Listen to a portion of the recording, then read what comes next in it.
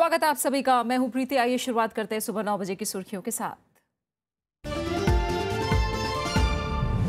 तिनसुकिया के पांगेरी में पुलिस गोलीबारी से गिरा हाई वोल्टेज तार, 11 लोगों की मौत। अनिश्चितकालीन कर्फ्यू के बाद सेना तैनात, न्यायिक जांच के आदेश। असम में पूरा हुआ मतदान, आखिरी दौर में 85% वोटिंग। पश्चिम बंगाल में गर्मी का नहीं दिखा असर, 80% मतदाताओं ने डाले वोट।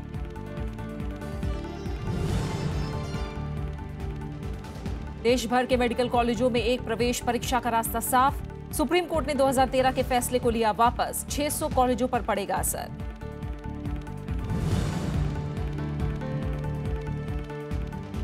पश्चिम बंगाल, उड़ीसा समेत कई राज्यों में गर्मी का सितम। भुवनेश्वर और बांकुरा में पारा 45 के पार। ओडिशा और राजस्थान में 20 अप्रैल तक स्कूल बंद। 5 लाख लीटर पानी के साथ लातूर पहुंची ट्रेन। और अजलान शाह हॉकी कप में आज भारत के सामने पाकिस्तान की चुनौती। पदक पाने के लिए जीतना जरूरी, 6 अंकों के साथ तीसरे नंबर पर है भारत। ऊपरी असम के तिनसुकिया जिले के पांगेरी में पुलिस फायरिंग के चलते हाई वोल्टेज तार गिरने से 11 लोगों की मौत हो गई, जबकि 20 से ज्यादा लोग जख्मी हुए हैं। इसके बाद इलाके में बेमियादी कर्फ्यू लगा दिया गया है और सेना तैनात कर दी गई है। मुख्यमंत्री तरुण गोगोई ने न्यायिक जांच के आदेश दिए हैं। प्रधानमंत्री नरेंद्र मोदी ने लोगों के मारे जाने पर दुख व्यक्त किया है। गृहमंत्री राजनाथ सिंह ने असम सरकार से घटना के सिलसिले में समुचित कदम उठाए जाने को कहा है। केंद्रीय खेल मंत्री सर्बानंद सोनोवाल ने पुलिस गोलीबारी की निंदा की है और लोगों से शांति बनाए रखने की अपील की है। पुलिस के मुताबिक कुछ लोग थाने के बाहर हत्या के एक मामले में आरोपियों को सजा देने के लिए उन्हें सौंपने की मांग कर रहे थे।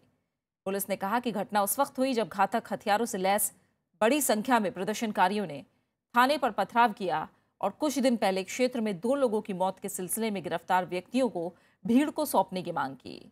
इसमें 4 पुलिसकर्मी भी जख्मी हो गए।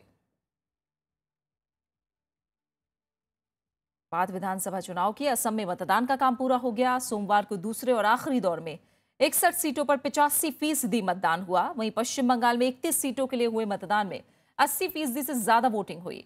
इस बीच प्रेस कॉन्फ्रेंस को लेकर विवाद में आए असम के मुख्यमंत्री तरुण गोगोई के खिलाफ केस दर्ज किया गया है। असम और पश्चिम बंगाल में सोमवार सुबह से ही मतदाताओं में खासा उत्साह दिखा। असम में पहले दौर की तरह दूसरे और आखिरी दौर में भी बम्पर वोटिंग हुई और 61 विधानसभा सीटों पर 85% मतदान दर्ज किया गया। पूर्व प्रधानमंत्री मनमोहन सिंह ने दिसपुर में वोट डाला। हालांकि बरपेटा में कतारों में धक्का मुक्की को लेकर सुरक्षाकर्मियों और आम लोगों में झड़प हुई, जिसमें एक शख्स की मौत हो गई, जबकि सीआरपीएफ के 2 जवान समेत 3 जख्मी हुए। DM of Barpeta has already ordered the magisterial inquiry to ascertain the fact under circumstances in which this incident has taken place, to find out whether this particular death is related to lathi charge or it is in the melee or what. The details will come to us. पश्चिम बंगाल की मेदिनीपुर, बांकुरा और वर्धमान की 31 सीटों पर भी सोमवार को मतदान पूरा हो गया। इस दौर में यहां करीब 80% मतदान दर्ज किया गया। कुछ इलाकों से राजनीतिक दलों के समर्थकों के बीच झड़पों की खबरें जरूर आईं, लेकिन चुनाव शांतिपूर्ण तरीके से मुकम्मल हुआ। Overall, I am saying in the second, in the 1B phase, it was very peaceful, free from violence, free from injury, and very swift action everywhere, so that any clash, any major clash could be averted. इस चरण में 163 प्रत्याशियों की किस्मत का फैसला होना है। पश्चिम बंगाल की कुल 294 विधानसभा सीटों के लिए पहले चरण में 49 सीटों पर मतदान हो चुका है। बाकी सीटों के लिए अब 5 चरण बचे हैं। 5 मई को आखिरी दौर के मतदान के बाद 19 मई को नतीजे आएंगे। प्रणव गोस्वामी के साथ विशाल दहिया, राज्यसभा टीवी। मेडिकल दाखिले के लिए अब देश में एक प्रवेश परीक्षा का रास्ता साफ हो गया है। सुप्रीम कोर्ट ने कल सरकारी और प्राइवेट कॉलेजों में MBBS, BDS और मेडिकल पोस्ट ग्रेजुएशन के लिए कॉमन टेस्ट यानी राष्ट्रीय पात्रता प्रवेश परीक्षा को मंजूरी दे दी है। 5 जजों की संविधान पीठ ने 3 जजों के 2013 के फैसले को वापस ले लिया है। मेडिकल काउंसिल ऑफ इंडिया की पुनर्विचार याचिका पर सुनवाई करते हुए कोर्ट ने कहा कि पहले का फैसला सही नहीं था।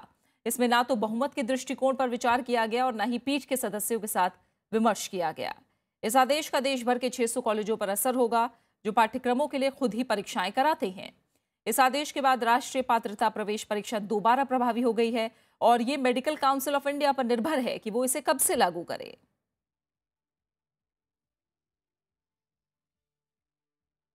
सुप्रीम कोर्ट ने केरल के ऐतिहासिक सबरीमाला मंदिर में महिलाओं के प्रवेश पर लगे प्रतिबंध पर सवाल उठाए हैं। कोर्ट ने कहा कि कथित परंपराओं और रीति रिवाजों के नाम पर मंदिरों में महिलाओं को प्रवेश नहीं देना गलत है। कोर्ट ने यह भी कहा कि ऐसा होना पूजा के लिए मंदिरों में जाने के महिलाओं के संवैधानिक अधिकार का हनन है।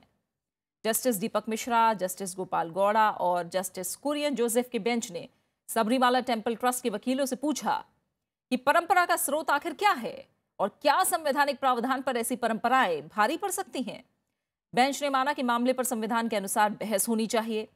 पिछले दिनों महाराष्ट्र के शनि शिंगणापुर मंदिर में 400 साल पुरानी परंपरा को तोड़ते हुए महिलाओं को एंट्री और पूजा की इजाजत मिल चुकी है। श्रीनगर एनआईटी में पहले से तय कार्यक्रम के मुताबिक सोमवार को परीक्षा आयोजित की गई, लेकिन इसमें दूसरे राज्यों के करीब 1000 छात्रों ने हिस्सा नहीं लिया। करीब 500 छात्र पहले ही कैंपस छोड़ चुके थे, जबकि बाकी 500 छात्रों ने भी कैंपस छोड़ने का फैसला किया है। हालांकि बड़ी संख्या में बाहरी छात्र अभी परिसर में हैं और परीक्षा में भाग ले रहे हैं। इस बीच हालात का जायजा लेने के लिए एनआईटी के संचालक मंडल की सोमवार को एक बैठक हुई, जिसमें परिसर में जल्द से जल्द शांति बहाल करने और शैक्षणिक गतिविधियों को फिर सुचारू बनाने के लिए हर संभव प्रयास करने का फैसला किया गया। बैठक में बताया गया कि जिन बाहरी छात्रों ने परीक्षा में हिस्सा नहीं लिया वो बाद में ये परीक्षा दे सकेंगे। परिसर में 11 दिन से टकराव और तनाव का माहौल था। इस बीच कांग्रेस एनआईटी विवाद की न्यायिक जांच की मांग की है। कांग्रेस ने श्रीनगर में पार्टी नेता अंबिका सोनी ने कहा कि न्यायिक जांच से राजनीतिक साजिश के बारे में पता चल सकेगा।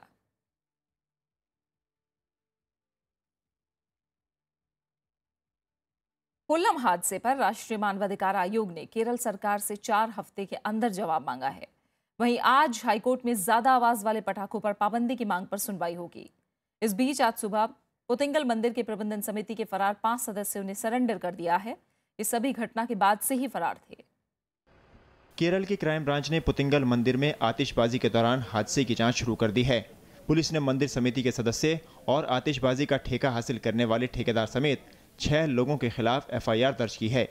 इन पर हत्या की कोशिश समेत कई धाराओं में मामला दर्ज किया गया है। आतिशबाजी कंपनी के 5 लोगों को भी हिरासत में लिया गया है। विस्फोटकों की जांच करने वाले केंद्रीय अधिकारियों ने मंदिर परिसर से अहम सबूत जमा किए। That they have not taken any license for display of the fireworks, which is mandatory under the Explosive Rules 2008. They have flouted other rules also, like firing the fireworks in the night. As per the Honorable Supreme Court's guidelines, one cannot ignite the fireworks after 10 p.m.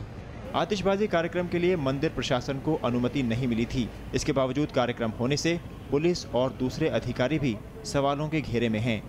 Crime branch ने कहा है कि सबूत और दस्तावेजों की छानबीन के बाद और लोगों को भी आरोपी बनाया जाएगा। Despite the fact that program was conducted, how it is happened, that also to be enquired. Whether they concealed the explosives, how it is moved to this place, and like that, these things are to be ascertained. CPM महासचिव सीताराम येचुरी ने सोमवार को अस्पताल में घायलों से मुलाकात की। उन्होंने मौजूदा जज से इस मामले की जांच कराने की मांग की। The state government will have to pull up its socks. The guilty should be punished, and a proper inquiry with a sitting judge would be better. And in the meanwhile, immediately offer employment to all those who have been who unfortunately lost their lives. Kerala के कोल्लम जिले के पुतिंगल मंदिर में रविवार तड़के भीषण आग लग गई थी। आतिशबाजी के दौरान ये आग लगी और देखते ही देखते 100 से ज्यादा जिंदगियां खत्म हो गईं। रविंद्र सिंह चौरान, राज्यसभा टीवी, कोल्लम, केरल। वित्त मंत्री अरुण जेटली ने राज्यों को वित्तीय अनुशासन बनाए रखने की नसीहत दी है। उन्होंने कहा कि केंद्रीय करों में हिस्सा बढ़ने के बाद राज्यों को ढांचागत परियोजनाओं में निवेश बढ़ाना चाहिए। दिल्ली में राज्यों के वित्तीय सचिवों के साथ बैठक में वित्त मंत्री अरुण जेटली ने कई सुझाव दिए। उन्होंने राज्यों को आय को ध्यान में रखकर खर्च करने की नसीहत दी ताकि वित्तीय अनुशासन बना रहे। Some of the states, depending on parameters, have been given some additional fiscal space. But all of us will have to learn to live and spend within the means and stick to the financial discipline. वित्त मंत्री ने कहा कि सामाजिक क्षेत्र और गांवों पर ज्यादा ध्यान देने की जरूरत है। उन्होंने जरूरतमंदों तक आधार के जरिए सब्सिडी पहुंचाने पर भी जोर दिया। There is now an important national focus that larger expenditure must be spent into the social sector, into infrastructure creation, into rural areas. These are the areas which have been conventionally found lacking in the past. वित्त मंत्री ने कहा कि 14वें वेतन आयोग की report के बाद राज्यों का हिस्सा बढ़ा है। उन्होंने कहा कि वैश्विक मंदी के बावजूद भारत ने विकास की गति को बनाए रखा है। Bureau report, Rajya Sabha TV. Bharat और मालदीव के बीच कल रक्षा समेत 6 समझौतों पर दस्तखत हुए। इससे पहले दिल्ली में प्रधानमंत्री नरेंद्र मोदी, मालदीव के राष्ट्रपति अब्दुल्ला यमीन अब्दुल गयूम के बीच हुई बैठक में द्विपक्षीय सहयोग बढ़ाने पर सहमति बनी। साथ ही दोनों देश आतंकवाद और धार्मिक कट्टरता से निपटने की साझा कोशिश पर भी राजी हुए हैं। दिल्ली के हैदराबाद हाउस में सोमवार को प्रधानमंत्री नरेंद्र मोदी ने मालदीव के राष्ट्रपति अब्दुल्ला यमीन अब्दुल गयूम से मुलाकात की। दोनों नेताओं ने द्विपक्षीय और क्षेत्रीय मुद्दों पर बातचीत की। साझा बयान में प्रधानमंत्री नरेंद्र मोदी ने कहा कि भारत का आर्थिक विकास पड़ोसी देशों की तरक्की के बिना अधूरा है। मालदीव की स्थिरता और सुरक्षा भारत के सामरिक हितों से सीधे सीधे जुड़ी हुई है। मालदीव की समस्याएं हमारी भी चिंता है। मेरा मानना है कि भारत का आर्थिक विकास हमारे पड़ोसी देशों की तरक्की के बिना अधूरा है।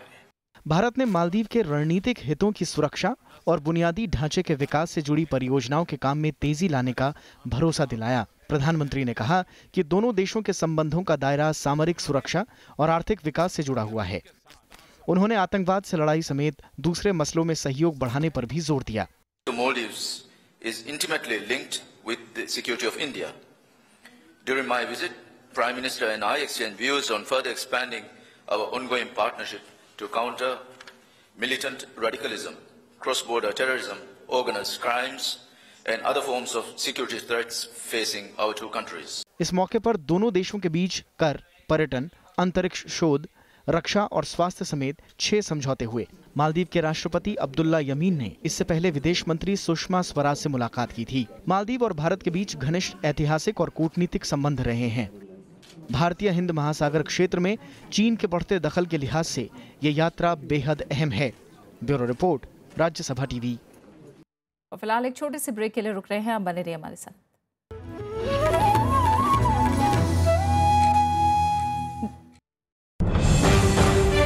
5 राज्यों में चुनाव का आगाज। सरकार के काम पर मतदाता की आवाज। राज्यसभा टीवी पर लगातार पल पल की खबर, हर खबर का असर, भरोसेमंद चेहरे, शानदार विश्लेषण। देखिए लोकतंत्र 2016 सोमवार से शुक्रवार शाम 7:30 पर सिर्फ राज्यसभा टीवी पर।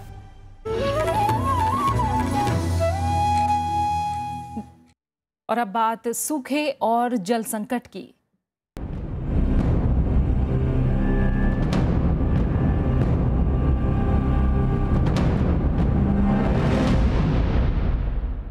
देश के 10 राज्यों में सूखे से हाहाकार मचा हुआ है। महाराष्ट्र के मराठवाड़ा में हालात सबसे ज्यादा खराब हैं। लातूर में लोगों को पानी मुहैया कराने के लिए एक ट्रेन आज तड़के पानी लेकर पहुंची। स्थानीय प्रशासन को उम्मीद है कि इस ट्रेन के पानी से पेयजल की समस्या को 20 से 25% कम करने में मदद मिलेगी। पानी की बूंद बूंद को तरस रहे लातूर में अब इस ट्रेन से लोगों की प्यास बुझेगी। सांगली जिले के मेराज से पानी भरकर लाई ट्रेन में 50 टैंकर हैं और हर टैंकर में करीब 50,000 लीटर पानी भरा हुआ है। शुक्रवार तक एक और टैंकर ट्रेन लातूर पहुंच जाएगी। ये डिकैंटिंग अरेंजमेंट से पानी जो है हमारा स्टोरेज तक जा रहा है।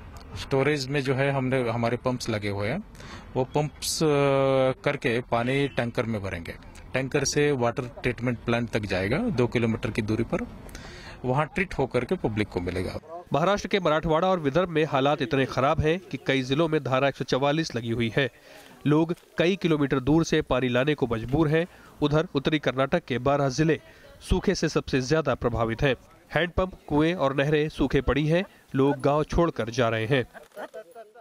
ನೀರಿನ ಬಾರಿ ಪ್ರಾಬ್ಲಮ್ ಅವರು ಈಗ ಓಟ್ ಕೇಳಕ ಮನೆ ಮನೆಗೆ ಕಾಲಿಡ್ಕೊಂಬಂತಾರ ಬಂದು ಅವ್ರು ಏನಿಲ್ಲ ಈಗಿನ ಪರಿಸ್ಥಿತಿ ಕೇಳಿದ್ರೆ ಅವ್ರು ಏನ್ ಹೇಳ್ತಾರ ಅಲ್ಲೇ ತೊಗೊಂಡು ನೀರು ತಾಂಬರ ಅಂತ ಅಂತಾರ ಅವರು ಆ ಓಟ್ ಕೇಳಬೇಕಾದ್ರೆ ಅವ ಬೇಕು ನಮ್ಮ ಇವ ಬೇಡ ಏನವರು। मध्य प्रदेश और उत्तर प्रदेश के बुंदेलखंड इलाके में पानी के लिए हाय तौबा मची है। बुंदेलखंड में आधे से ज्यादा नलकूपों में पानी नहीं है। नदियों की तलहटी में लोग गड्ढे खोदकर पानी निकाल रहे हैं। ना पानी जो है पीने का शुद्ध मिल रहा, बांधा से गंदे नाले का पानी मिक्सचर होकर नदी में आता है, वही पानी पिया जाता है। केंद्रीय कृषि मंत्री राधा मोहन सिंह ने भी माना है कि 10 राज्यों में हालात काफी खराब हैं। सिंचाई तो दूर, लोगों को पीने के लिए पानी भी नहीं मिल रहा। आंध्र प्रदेश, तेलंगाना, राजस्थान, गुजरात और छत्तीसगढ़ जैसे राज्य भी सूखे से बेहाल हैं। Bureau report, Rajya Sabha TV. और इस साल अप्रैल की शुरुआती तेज गर्मी के साथ हुई है। देश में कई जगह तापमान रोज नए रिकॉर्ड बना रहा है। पश्चिम बंगाल और ओडिशा के कई शहरों में पारा 45 के आसपास पहुंच गया है। भुवनेश्वर में कल अधिकतम तापमान 46 डिग्री के करीब रिकॉर्ड किया गया। बांकुरा में पारा 45 के पार पहुंच गया। ओडिशा और राजस्थान में स्कूलों को 20 अप्रैल तक के लिए बंद कर दिया गया है। एकदम चिलचिलाती आग उगल रही है यहाँ पे। अभी अप्रैल का दूसरा हफ्ता खत्म हुआ है, लेकिन सूरज आग उगल रहा है। देश भर में कई जगह अभी से लू चलने लगी है और गर्मी ने लोगों का जीना मुहाल कर दिया है। मौसम का असर सिर्फ इंसानों पर नहीं, बल्कि पशु पक्षियों और फसलों पर भी पड़ रहा है। गर्मी का यही रुख बना रहा तो इस साल आम और लीची की फसल 20% तक कम हो सकती है। होली के बाद अभी अप्रैल का महीना शुरू हुआ है और गर्मी इस चरम सीमा पे अपनी पहुंच गई है। आज से मैं तो सोच रहा हूँ 1 महीने बाद क्या स्थिति होगी। टेम्परेचर जहां तक मुझे लगता है 50 डिग्री क्रॉस कर जाएगा। हालांकि सोमवार को मध्य प्रदेश में कुछ जगह बादल छाए रहे। राजधानी दिल्ली में तेज हवाओं ने लोगों को गर्मी से कुछ राहत दी, लेकिन उत्तर प्रदेश, राजस्थान, हरियाणा, झारखंड, ओडिशा और तेलंगाना में गर्मी अपने शबाब पर थी। जमशेदपुर में पिछले 5 साल का सबसे ज्यादा तापमान 43.8 डिग्री सेल्सियस रिकॉर्ड किया गया।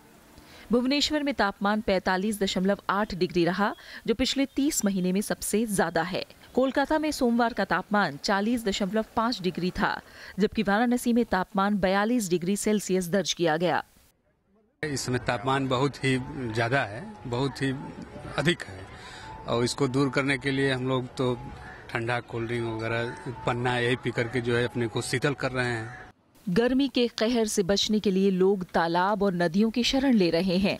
राजस्थान और ओडिशा में 20 अप्रैल तक सभी स्कूल बंद करने के आदेश दिए गए हैं।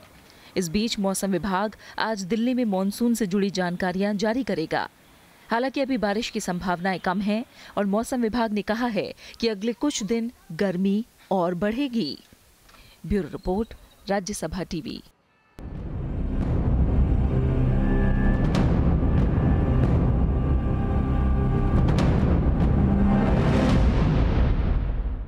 जासूसी के आरोप में 20 साल से ज्यादा वक्त से लाहौर के कोट लखपत जेल में कैद एक भारतीय नागरिक की सोमवार को रहस्यमय परिस्थितियों में मौत हो गई। 50 साल के किरपाल सिंह 1992 में कथित तौर पर वाघा सीमा से पाकिस्तान में घुसे थे, जिन्हें गिरफ्तार कर लिया गया था। बाद में उन्हें पाकिस्तान के पंजाब प्रांत में बम विस्फोटों के आरोप में मौत की सजा सुनाई गई थी। कोट लखपत जेल के एक अधिकारी के मुताबिक जेल में किरपाल के पास मौजूद कैदियों ने बताया कि उन्होंने सीने में दर्द की शिकायत की और तुरंत उनकी मौत हो गई। किरपाल गुरदासपुर के रहने वाले थे। परिजनों ने किरपाल सिंह का शव सौंपने की अपील की है।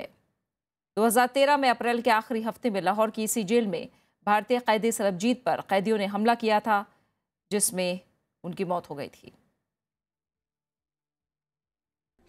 जितना भी होंदा जांदा सानू उन्हां दी लाश जेहड़ी आ साडे कोल पहुंचनी चाहिदी है, सानू मिलनी चाहिदी है। अपने भरा दा ही मूंह वेखण नूं राजी आ, भी सानू देखना चाहिए चाहुंदे आ असीं मूंह वाला। 24 साल हो गए अं तो तरसते ही अपने भरा सानू किते भी मुंह विखाओ सानू। किरपाल सिंह के साथ वही हादसा हुआ है जो सरबजीत और चमेल सिंह के साथ हुआ था, और एक अन्य कैदी के साथ भी हुआ सरबजीत के बाद। तो इसकी मैं तो अपनी भारत सरकार से अपील करना चाहती हूँ कि इसकी उच्च स्तरीय जो है जांच होनी चाहिए, निष्पक्ष जांच होनी चाहिए, और जांच में हमारे भारत की टीम जानी चाहिए। पनामा पेपर लीक मामले में सोमवार को पेरू में लॉ फर्म मोज़ैक फोंसेका को स्थानीय दफ्तरों पर छापेमारी की गई। पनामा सरकार ने भी मोज़ैक फोंसेका कर्मियों से पूछताछ शुरू कर दी है। उधर अपने तमाम टैक्स ब्यौरे जारी करने के बावजूद ब्रिटिश प्रधानमंत्री डेविड कैमरन विपक्ष के निशाने पर हैं। पनामा दस्तावेज लीक होने के बाद कनाडा ने सोमवार को टैक्स चोरी से निपटने के लिए कड़े कदम उठाने का ऐलान किया। भारत ने टैक्स चोरी से जुड़े पनामा पेपर लीक मामले पर Organisation of Economic Cooperation and Development यानी OECD की कल होने वाली आपात बैठक में हिस्सा लेने का फैसला किया है। टैक्स चोरी से जुड़ी सूचनाएं आपस में बांटने के मसले पर होने वाली चर्चा में भारत का प्रतिनिधित्व डायरेक्टर स्तर के अधिकारी करेंगे। इस बीच वित्त राज्य मंत्री जयंत सिन्हा ने कहा है कि पनामा दस्तावेजों में शामिल भारतीयों से जुड़े मामलों की जांच तेजी से हो रही है। ये हमें समझना पड़ेगा कि गैर कानूनी है कि नहीं है। अगर वो गैर कानूनी है और कई जगह ये हमें पता चला है कि ये गैर कानूनी कार्रवाई और काम हुआ है, तो वहाँ जैसे हम लोगों ने कहा है, माननीय वित्त मंत्री जी ने कई बार कहा है कि सख्ती से कार्रवाई हो रही है, पूरी तरीके से जांच हो रही है और कोई इससे बच नहीं सकता है। सोमवार को पेरू में स्थानीय अधिकारियों ने मोज़ेक फोंसेका के दफ्तर पर छापेमारी की और बड़ी तादाद में कागजात जब्त कर लिए। उधर ब्रिटेन की संसद में सोमवार को प्रधानमंत्री डेविड कैमरन से जुड़े विवाद पर चर्चा हुई। चर्चा के दौरान कैमरन ने दावा किया कि सरकार टैक्स चोरी से जुड़े सभी मामलों की जांच कर रही है। Today I can tell the House that we've now agreed that they will provide UK law enforcement and tax agencies with full access to information on the beneficial ownership of companies. We've finalised arrangements with all of them except Anguilla and Guernsey. इससे पहले Cameron ने अपने सभी tax ब्यौरे सार्वजनिक कर दिए थे। कैमरन ने विपक्षी नेताओं से भी अपनी टैक्स जानकारियां सार्वजनिक करने को कहा, लेकिन विपक्ष कैमरन के इस्तीफे की मांग पर अड़ा रहा। There is now one rule for the super rich and another for the rest. I'm honestly not sure, Mr. Speaker, that the Prime Minister fully appreciates the anger that is out there over this injustice. Canada ने सोमवार को tax चोरी रोकने के लिए नए नियमों का ऐलान किया। इनके जरिए कनाडा को करीब $260 करोड़ काले धन की बरामदगी की उम्मीद है। इस बीच पाकिस्तान सरकार ने कहा है कि वो पनामा लीक मामले की जांच केंद्रीय एजेंसी से कराने को तैयार है। Bureau report, Rajya Sabha TV. Japan में आयोजित G7 के विदेश मंत्रियों के सम्मेलन में चीन सागर विवाद, परमाणु अप्रसार और आतंकवाद के मुद्दे छाए रहे। सोमवार को सम्मेलन के समापन के मौके पर परमाणु हथियार रहित दुनिया का आह्वान किया गया। साथ ही कहा गया कि उत्तर कोरिया जैसे देशों से निपटने के लिए व्यापक रणनीति की जरूरत है। दुनिया के 7 बड़े औद्योगिक देशों के समूह G7 के विदेश मंत्रियों के सम्मेलन में परमाणु अप्रसार पर चर्चा हुई। 2 दिवसीय सम्मेलन के आखिरी दिन चीन सागर से जुड़े विवाद छाए रहे। इसके अलावा उत्तर कोरिया के परमाणु कार्यक्रम और क्षेत्रीय सुरक्षा से जुड़े मुद्दों पर भी बात हुई। 如果还是想继续在国际社会发挥重要作用呢，那就应该本着一个实事求是的态度。 इससे पहले सम्मेलन में शिरकत करने आए सभी नेता हिरोशिमा युद्ध स्मारक पर गए। इसके बाद हिरोशिमा घोषणा पत्र जारी किया गया। इसमें कहा गया कि G7 देश सुरक्षित और परमाणु हथियार मुक्त दुनिया के लिए प्रतिबद्ध हैं। Every single one of us in public life carries, in fact, every person in position of responsibility carries, to work for peace, to continue the efforts that President Obama and other leaders came together to talk about in Washington a few days at the Nuclear Security Summit. सम्मेलन में आतंकवाद, पश्चिम Asia शांति और शरणार्थी संकट का हल निकालने पर जोर दिया गया। जापान में 25 और 26 मई को G7 का शिखर सम्मेलन होना है। इससे पहले विदेश मंत्रियों का सम्मेलन मुख्य कार्यक्रम का एजेंडा तय करने के नजरिए से अहम है। Bureau report, Rajya Sabha TV. बात हॉकी की। Sultan Azlan Shah hockey cup में आज बेहद अहम मुकाबला खेला जाना है। इपो में भारत के सामने आज पाकिस्तान की चुनौती होगी। टूर्नामेंट में बने रहने के लिए भारत के लिए मैच जीतना बेहद जरूरी है। अब तक भारत ने 3 मैच खेले हैं, जिनमें से 2 में जीत मिली है। भारत ने पहले मैच में जापान को हराया था, तो दूसरे मैच में भारत को ऑस्ट्रेलिया के हाथों हार का सामना करना पड़ा था, जबकि तीसरे मैच में भारत ने कनाडा को हराया था। फिलहाल अंक तालिका में भारत 6 अंकों के साथ तीसरे नंबर पर है, जबकि पाकिस्तान के 3 मैचों में सिर्फ 3 अंक हैं। पाकिस्तान को सिर्फ 1 मैच में जीत मिली है। विश्व चैंपियन ऑस्ट्रेलिया 3 मैचों में 9 अंक लेकर शीर्ष पर है, जबकि मौजूदा चैंपियन न्यूजीलैंड के 4 मैचों में 8 अंक हैं और वो दूसरे स्थान पर है।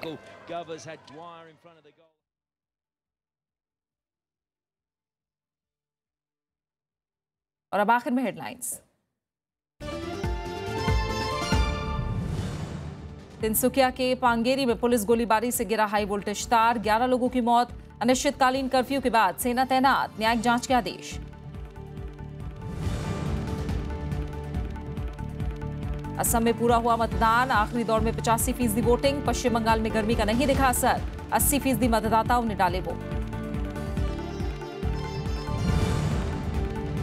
देश भर के मेडिकल कॉलेजों में एक प्रवेश परीक्षा का रास्ता साफ, सुप्रीम कोर्ट ने 2013 के फैसले को लिया वापस, 600 कॉलेजों पर पड़ेगा असर। पश्चिम बंगाल, ओडिशा समेत कई राज्यों में गर्मी का सितम, भुवनेश्वर और बांकुरा में पारा 45 के पार।